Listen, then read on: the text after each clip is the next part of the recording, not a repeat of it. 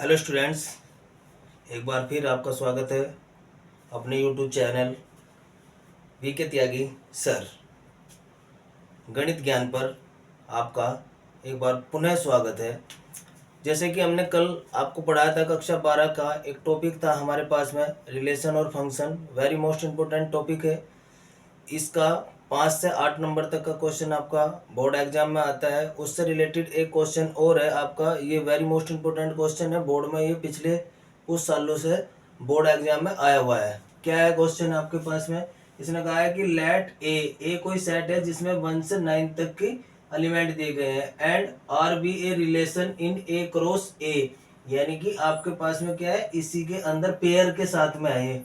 Define as by A B related by C D such that, किस तरीके से कि A plus D equal to है B plus C. और ये जो पेयर दिए गए हैं आपके पास ए बी और सी डी, ये किसके एलिमेंट है? ए क्रॉस ए के। तो हमें ये प्रूफ करना है कि is R is an equivalent relation. ये सब कुछ क्या है आपका? इक्विवेलेंट रिलेशन को प्रूफ करना है हमें। तो चलिए देखते हैं हम। सबसे पहले आपके पास में क्या चीज दी गई है? आपको दिया गया है एक सेट ए जिसमें 1 से लेकर 9 तक के एलिमेंट हैं, एंड आर एक रिलेशन है आपके पास में। किस तरीके का रिलेशन दिया गया है कि A B related to C D, that is imply A D is equal to B plus C. यदि हम इसको फर्स्ट एलिमेंट, इसको सेकंड, इसको थर्ड और इसको फोर मान लें, तो हमारे पास में ये फर्स्ट, ये सेकंड, ये थर्ड और ये कैसा होगा? ये फोर्थ एलिमेंट होगा। तो हमें क्या प्रूफ करना है? हमें सबसे पहले दिखाना है ये four reflective relation. Reflective relation में हम क्या लेते हैं भाई? अब हमारे पास में ये कहे में, ये हमारे पास में पेयर में है, तो एलिमेंट भी हम क्या कहे में लेंगे? पेयर में ही लेंगे। तो पेयर में एलिमेंट हमने क्या लिया? हमने किया कि लेट ए, या सिंगल एलिमेंट लोगे तो ए बी बिलोंग टू ए। ये पेयर नहीं है, ये दो एलिमेंट है किसके? ए की। और किस तरीके से काम करते हैं ये आपको मालूम है कि ए को यदि प्लस कर दे बी के साथ में, या बी को ए के साथ में, ये क्या है आपके पास में? इसके कोई भी दो नंबर उठाए हमने सेट ए से और उनको आपस में ऐड किया। मान लीजिए इसमें से हमने 2 और 3 ले लिया, 2 प्लस 3 या 3 प्लस 2, ठीक है? तो अब भी वो दोनों के दोनों इक्वल होंगे, ठीक है? क्यों?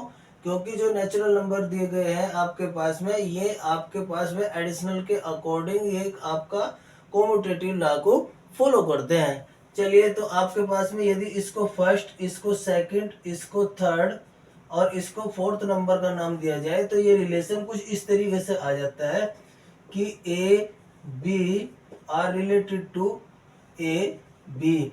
और यदि R स्वयं से रिलेटेड हो जाए तो R क्या कहलाता है? R is reflective. R कैसा रिलेशन कहलाता है? रिफ्लेक्टिव रिलेशन कहलाता है। दूसरा है आपके पास में फोर सिमेट्रिक रिलेशन। दूसरा रिलेशन क्या है आपके पास में? Symmetric relation. तो सिमेट्रिक रिलेशन में हम क्या दिखाएंगे? सिमेट्रिक रिलेशन में हम दिखाएंगे, अब हमने कितने लेने हैं? अब हमारे पास में ये तो दो एलिमेंट इसके लिए, तो ये पेयर में 1 बन गया, इसीलिए हम क्या लेंगे? इसके 4 एलिमेंट लेंगे। Let A B C D belong to A. यदि आप इसका पेयर में लिया जाएगा तो ए बी और सी डी इस तरीके से लेंगे, जैसे ये है ए बी और C D belong to A cross A, वो फिर पेयर में लिया जाएगा। पेयर में भी ए क्रॉस ए के साथ में लिए जाएंगे। तो हमारे पास में किस तरीके से दिखा रखा है कि A B related to C D किस तरीके से है आपके पास में रिलेटेड, कि that is imply A plus D is equal to B plus C. तो आपको पता है ये लेफ्ट साइड है और ये क्या है जी? Right side. यदि इसको इधर लिख दूंगा मैं और इसको इधर लिख दूं तो कोई दिक्कत? इसमें कोई भी प्रॉब्लम नहीं है, क्योंकि हमने लेफ्ट को राइट कह दिया, साइड को राइट को लेफ्ट साइड कहा है इसमें। फिर हमने वही रूल लगाया, कौन से वाला? कि हमने सी को तो बी की जगह लिखा और बी को सी की जगह लिख दिया, और ए को डी की और डी को ए की। यदि मैं इसको फर्स्ट, इसको सेकंड और इसको थर्ड नाम दूं और इसको फोर्थ, तो इसका मतलब क्या हुआ? इसका मतलब तो ये हुआ सीधे सीधे आपके पास में क्या हुआ कि सी डी और रिलेटेड है किससे? ए बी से। लेकर क्या चले थे कि ए बी रिलेटेड है किससे? सी डी से। और ये रिलेटेड किससे हो गया? सी डी रिलेटेड है किससे? ए बी से। उल्टा हो गया, यानी कि इंटरचेंज हो गया। और जब ऐसी कंडीशन आ जाती है तो हमारे पास में क्या चीज आ जाएगी? हमारे पास में R is symmetric relation. R कैसा रिलेशन आ जाएगा? सिमेट्रिक रिलेशन आ जाएगा। तीसरे नंबर पे क्या आता है आपके पास में?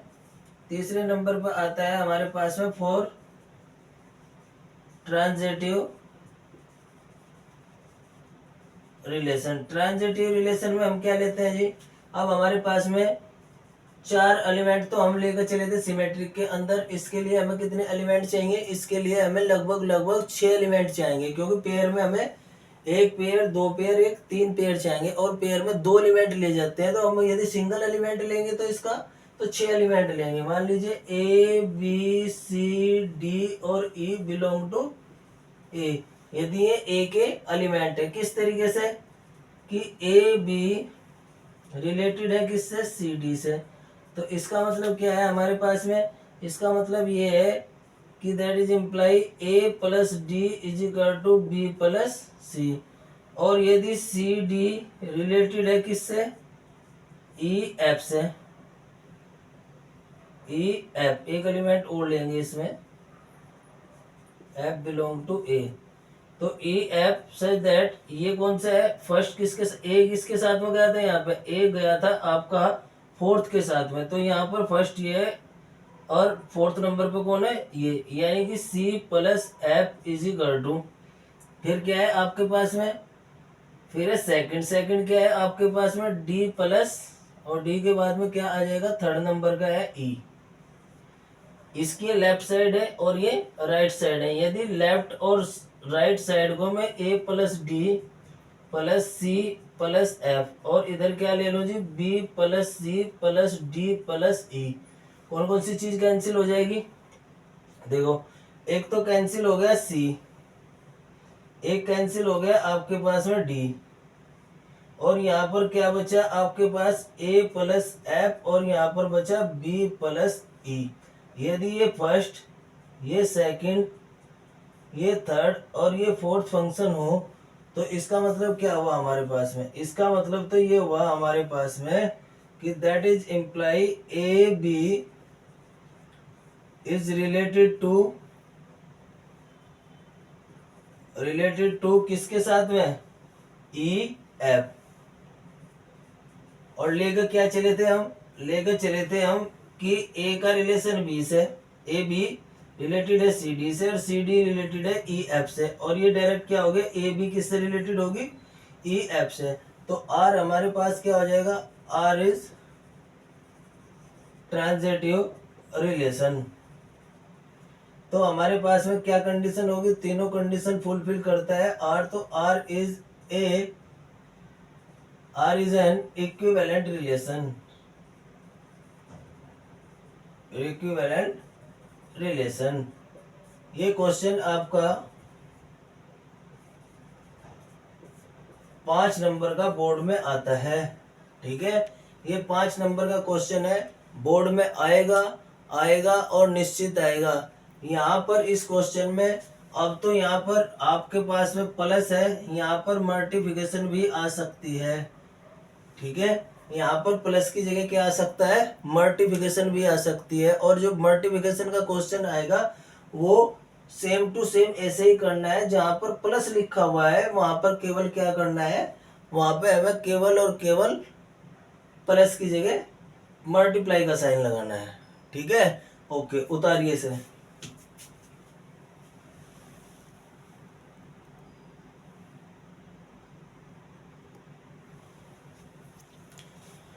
चलिए नेक्स्ट क्वेश्चन देखेंगे सभी।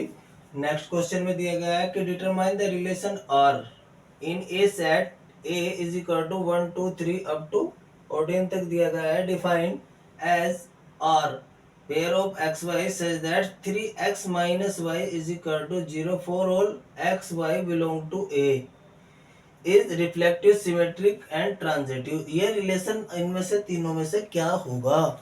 सिमेट्री है, ट्रांजिटिव है, या आपके पास में ये रिफ्लेक्टिव है? इनमें से कौन सा रिलेशन है? तो देखिए इसका सॉल्यूशन निकालते हैं।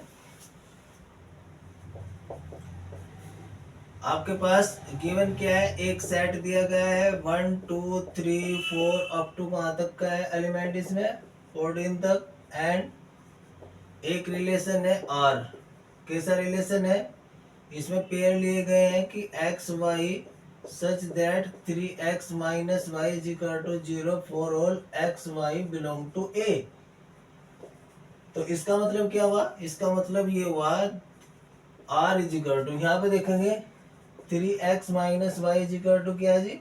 0। तो 3x इज इक्वल टू क्या है? y। यदि हम y की यहाँ x की वैल्यू यहाँ पर 1 रखते हैं तो put x is equal to 1 तो y इज इक्वल टू कितना हुआ? 3। x इज इक्वल टू 2 तो y इज इक्वल टू कितना हुआ? यहाँ 3 से मल्टीप्लाई करेंगे तो इसका 3 गुना है। यहाँ पर 1 है तो 3 है, 2 है तो कितना आ जाएगा? 6। और x की वैल्यू 3 रखेंगे तो 3 तिया 9, x की वैल्यू 4 रखेंगे तो 4 तिया 12, x की वैल्यू 5 रखेंगे तो 5 तिया 15। ये 15 क्या है? 15 तो इस a के अंदर नहीं है, तो 15 a के अंदर नहीं है तो a का एलिमेंट नहीं है। तो 15 जो है आपके पास एलिमेंट आया वो does not belong to a। ये 15 जो आपके पास आया है ये किसका एलिमेंट नहीं है? a का। और हमें एक्स वाई किसके एलिमेंट चाहिए? दोनों के दोनों a के। तो इसका मतलब ये हुआ कि ये जो लास्ट वाली कंडीशन आई, यानी कि x की वैल्यू क्या नहीं हो सकती? x की वैल्यू 5 नहीं हो सकती। क्यों? क्योंकि इसका 3 गुना, इसका 3 गुना कितना होगा? 5 का 3 गुना 5 या 15। तो y इसमें 15 है नहीं कि जो उसमें से माइनस करे 0 आ जाए। तो इसका मतलब r से रिलेटेड हमारे पास में क्या क्या एलिमेंट रह गए? अब x का मान 1 है तो y का 3, x का मान अगर जो 2 है तो y का मान 6, x का मान 3 है तो y का मान दिया गया है 9, और इसकी वैल्यू 4 है तो इसकी वैल्यू 12। ठीक है जी, ये आपके पास में एक रिलेशन आ गया है। अब हमें इस रिलेशन में 3 चीजें दिखानी है कि ये रिफ्लेक्टिव है, सिमेट्री है, एक ट्रांजिटिव है। तो सबसे पहले हम किसके लिए चेक करते हैं? इसके फॉर रिफ्लेक्टिव के लिए चेक करते हैं कि ये रिफ्लेक्टिव रिलेशन है कि नहीं है, यानी कि इसको क्या कहते हैं हिंदी में? समतुल्य, समतुल्य संबंध। हमें चेक करना है कि समतुल्य संबंध है कि नहीं है। तो देखते हैं है क्या। तो इसमें 1 1 है क्या? 2 2 है क्या? Does not belong to R. 1 1 नहीं है, 2 2 नहीं है, 3 3 नहीं है, 4 4 और 14 तक इसमें कोई भी एलिमेंट नहीं है। तो इसका मतलब क्या है? R is not reflective. R क्या नहीं है आपका? समतुल्य नहीं है। सेकंड नंबर पर आता है आपके पास में कौन सा चेक करना है? सिमेट्री, यानी कि आपको क्या चेक करना है? Symmetric relation. सिमेट्रिक रिलेशन क्या है आपके पास में? सममित संबंध, सममित संबंध। सममित संबंध क्या है जी आपके पास में? अब आपने देखा होगा कि 1 3 किसका सदस्य है? आर का। क्या आपके पास में 3 1 भी सदस्य है क्या आर का? इसमें 3 1 है क्या? नहीं है। तो ये क्या नहीं हो सकता? जैसे ए का रिलेशन बी से है तो बी का रिलेशन किससे होना चाहिए? ए से होना चाहिए। क्या ऐसा है क्या इसमें?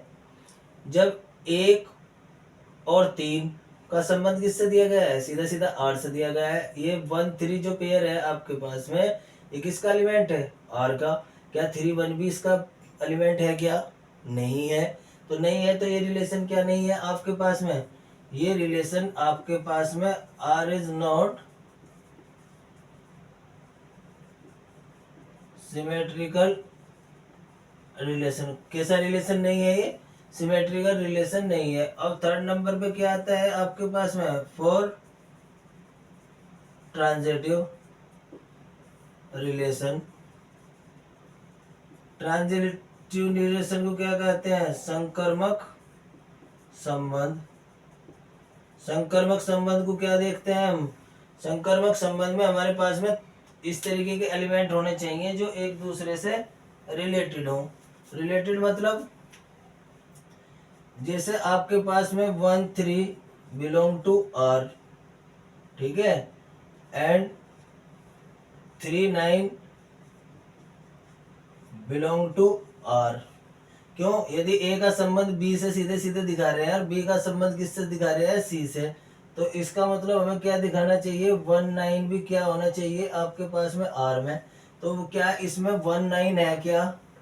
इसमें आर में 1 9 नहीं है। नहीं है तो हमने इसको सीधे सीधे मैंने कर दिया कि भाई 1 9 पेयर जो है आपका आर में नहीं है। और जब ये आर में नहीं होगा तो ये रिलेशन भी नहीं शो करेगा। तो ये रिलेशन नहीं शो कर रहा है तो ये कौन सा रिलेशन है? ट्रांजिटिव। ट्रांजिटिव रिलेशन है तो इसका मतलब क्या है कि ये ट्रांजिटिव भी नहीं है। तो आर इज नॉट ट्रांजिटिव। ये कौन सा रिलेशन नहीं है? ये ट्रांजिटिव रिलेशन भी नहीं है। तो हमारे पास में क्या हुआ? इस क्वेश्चन में हमारे से 2 3 चीजें पूछ रखी है एक साथ ही। प्रूफ नहीं करना है। हमने पहले जो क्वेश्चन किया था उसमें इक्विवेलेंट रिलेशन प्रूफ करना था, तो हमने उसको इक्विवेलेंट दिखाया था कि ये तीनों कंडीशन फुलफिल करता है तो ये इक्विवेलेंट रिलेशन होगा।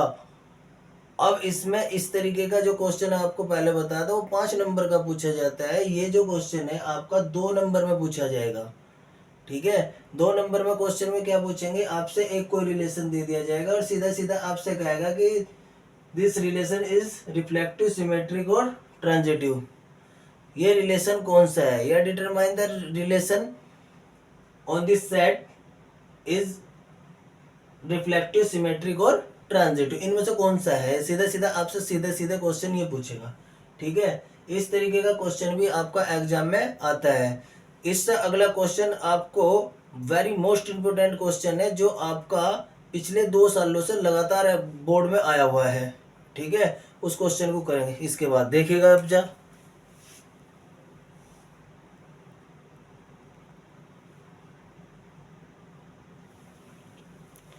चलिए नेक्स्ट क्वेश्चन देखते हैं।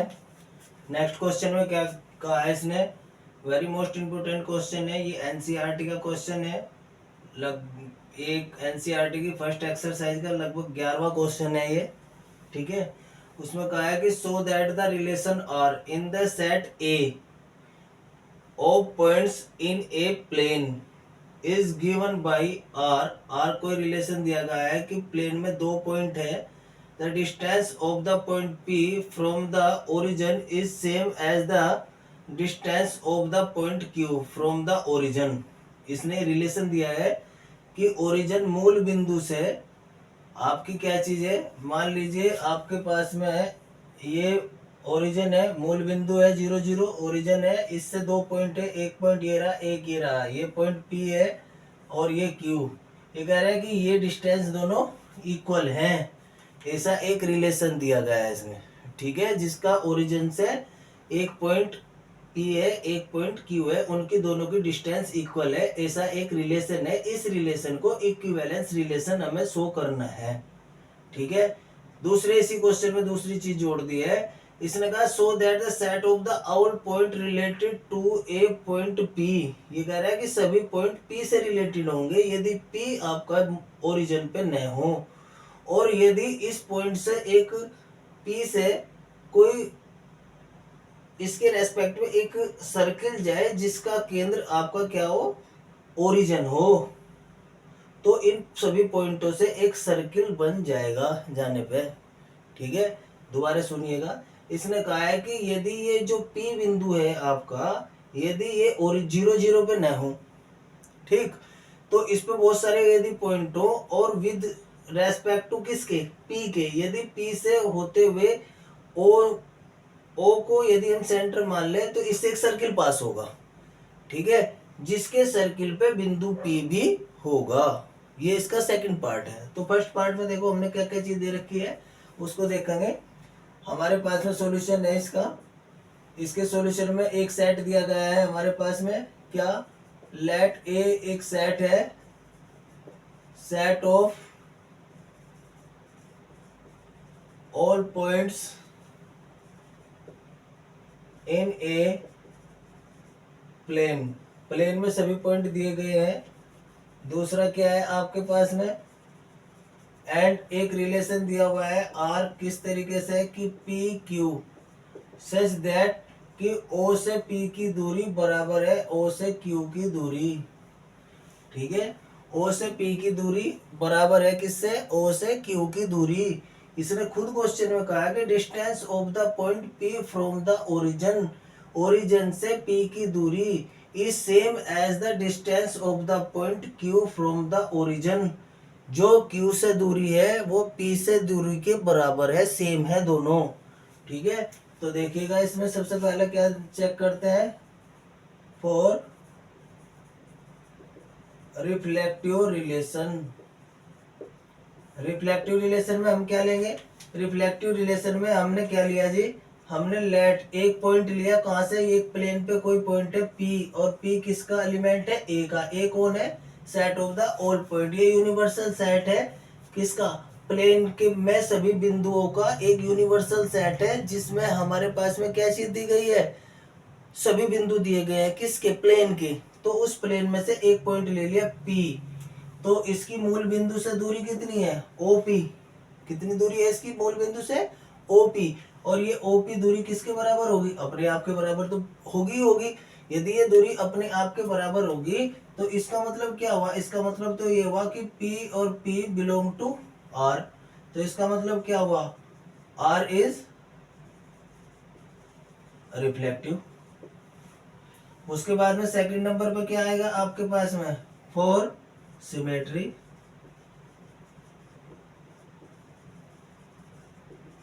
सिमेट्रिक में क्या लेंगे हम दो बिंदु लेंगे किसके, प्लेन के, P और Q। हमारे अपने दो बिंदु ले लिए, कहाँ से लिए हुए, A से। A के दो एलिमेंट ले लिए हमने P और Q। आपको पता है यदि P Q में कोई रिलेशन है तो वो किस प्रकार का रिलेशन है कि PO बराबर है P Q के। ठीक है, तो यदि मैं इसको इस साइड में लिख दूं कि OQ बराबर OP, कोई प्रॉब्लम है, कोई प्रॉब्लम नहीं है, क्योंकि OP डिस्टेंस किसके बराबर है, OQ के। तो OQ भी तो OP के बराबर है ना, तो ये डिस्टेंस भी किसके बराबर होगी, ये उसके बराबर होगी अपोजिट में जाके। तो हमारे पास में क्या चीज आ गई, तो इसका मतलब इसका जो फर्स्ट कंपोनेंट था, कंपोनेंट ऑफ द पेयर, ये इसका फर्स्ट एलिमेंट तो सेकंड हो गया और सेकंड एलिमेंट फर्स्ट हो गया। यानी कि इसका जो फर्स्ट कंपोनेंट था वो तो सेकंड की जगह शिफ्ट हो गया, और सेकंड कंपोनेंट वो किसकी जगह शिफ्ट हो गया, फर्स्ट की जगह शिफ्ट हो गया। तो ये यदि शिफ्टिंग आपको आपस में दिखा देते हैं तो आर क्या हो जाता है, सिमेट्रिक रिलेशन को शो करता है। ठीक है जी, उसके बाद में आ जाएगा आपके पास में थर्ड नंबर पर आता है फॉर ट्रांजिटिव।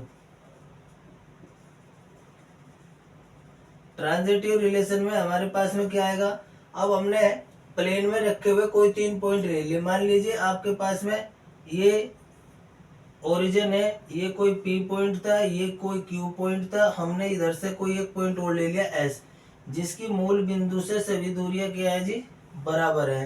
तो हमने लिया let PQS belong to A। कहाँ से लिए, ये सबको सिस्टम किस पे चल रहा है, ये प्लेन पे सिस्टम चल रहा है।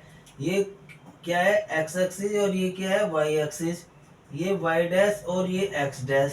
तो हमने क्या लिया जी, यदि P का रिलेशन Q से है तो आपको पता है कि OP की डिस्टेंस OQ के क्या है, बराबर है। और यदि Q का रिलेशन S से है तो OQ किसके बराबर है, OS के बराबर है। यदि मैं OP बराबर OQ बराबर OS लूं तो ये तीनों डिस्टेंस कैसी हैं, बराबर होंगी। ठीक है, OP किसके बराबर है, OQ के, और OQ के बराबर किसके है, OS के। तो तीनों बराबर होगी, जब तीनों बराबर होगी तो मैं इसके बीच की एक डिस्टेंस को छोड़ के क्या कह दूं कि OP किसके बराबर है, OS के। तो ये जब OP OS के बराबर होगी तो P का रिलेशन सीधा सीधा किससे आ गया, S से। और जब एक P का रिलेशन Q से था और Q का रिलेशन S से था, तो S का रिलेशन P का रिलेशन डायरेक्ट किससे हो गया, S से। जब S से रिलेशन हो जाता है तो आपके पास में क्या हो जाएगा, R इज ट्रांजिटिव रिलेशन। तो आप क्या लिखेंगे, hence R is an equivalence relation. तो ये कैसा रिलेशन हो जाएगा, इक्विवेलेंस रिलेशन हो जाएगा। इसी क्वेश्चन में नेक्स्ट में आपके पास में एक चीज और जोड़ दी कि ये क्या होगा। तो आपने ले लिया let P does not equal to 0 0, P does not equal to 0 0। तो चलिए देखिए, तो ये क्या है आपके पास में, P आपका ओरिजिन नहीं है, तो आपने मान लिया let OP is equal to K। OP क्या है आपके पास में, मान लीजिए यहाँ से और यहाँ तक की डिस्टेंस कितनी दे दी आपने, K दे दी, ठीक। तो ये क्या हो गया आपके पास में, तो जितने भी पॉइंट होंगे, कौन से पॉइंट होंगे आपके पास में, मान लीजिए आपके पास में ये डिस्टेंस क्या है, ये डिस्टेंस तो ओरिजिन से यहाँ तक की डिस्टेंस है। यदि ये सारे के सारे सेट के पॉइंट एक सर्किल को डिनोट करते हैं, क्यों, क्योंकि ये वाली डिस्टेंस, ये वाली डिस्टेंस और ये वाली डिस्टेंस सब कैसी है, इक्वल है। तो ये क्या होगा, एक सर्किल को डिफाइन करेंगे, और वो सर्किल क्या होगा आपका, किससे जाएगा, वो पॉइंट P से भी होके जाएगा। तो इसमें हम क्या लिखेंगे, इसमें लिखेंगे हम सो द पॉइंट, किसका पॉइंट है ये सारे के सारे पॉइंट किस चीज के पॉइंट है, ये सारे के सारे पॉइंट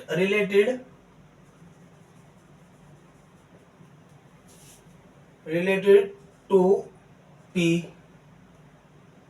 तो आपके पास में क्या आ जाएगा, तो then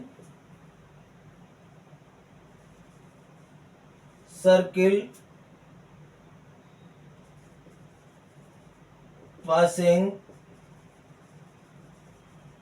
passing through P with origin as center। यदि उसका केंद्र O होगा और ये डिस्टेंस, जितनी ये डिस्टेंस है, ये डिस्टेंस है, ये डिस्टेंस है, ये सभी डिस्टेंस क्या कहलाते हैं, यदि ये सर्किल होगा ये रेडियस होंगी। जब ये तीनों डिस्टेंस इक्वल है, तो जब वो यहाँ से सर्किल इस P बिंदु से पास होगा, S से पास होगा, Q से पास होगा, तो वो P से भी पास हो रहा है। तो ये हमारे से पूछ रहा है कि एक सर्किल यदि P पॉइंट से पास हो रहा है तो रिलेटेड टू P, ये सभी पॉइंट किससे रिलेटेड है, P से। रिलेशन का मतलब क्या होगा, रिलेशन का मतलब यही है कि ये डिस्टेंस इसके बराबर, ये डिस्टेंस इसके बराबर, ये तीनों की तीनों डिस्टेंस बराबर है। तो ये एक सर्किल को डिफाइन करेगा, और सर्किल कहाँ से जाएगा, बिंदु P से भी होकर जाएगा, ठीक है। Okay, thank you. इससे अगला जो क्वेश्चन है वो वेरी मोस्ट इंपोर्टेंट क्वेश्चन है, वो क्वेश्चन आपका एग्जाम में आया हुआ क्वेश्चन है, उसके लिए हम अगली वीडियो में देखेंगे। Very very very most important topic है, रिलेशन से ही रिलेटेड है, वो पिछले साल एग्जाम में आया हुआ क्वेश्चन है। यदि किसी को ऑफलाइन बोर्ड क्लास के एग्जाम की तैयारी करनी है तो वो इस नंबर पे कांटेक्ट कर सकता है, 95 48 23 23 65। इस नंबर पे कॉल करके वो ऑफलाइन के लिए मेरे से टाइम ले सकता है, ठीक है।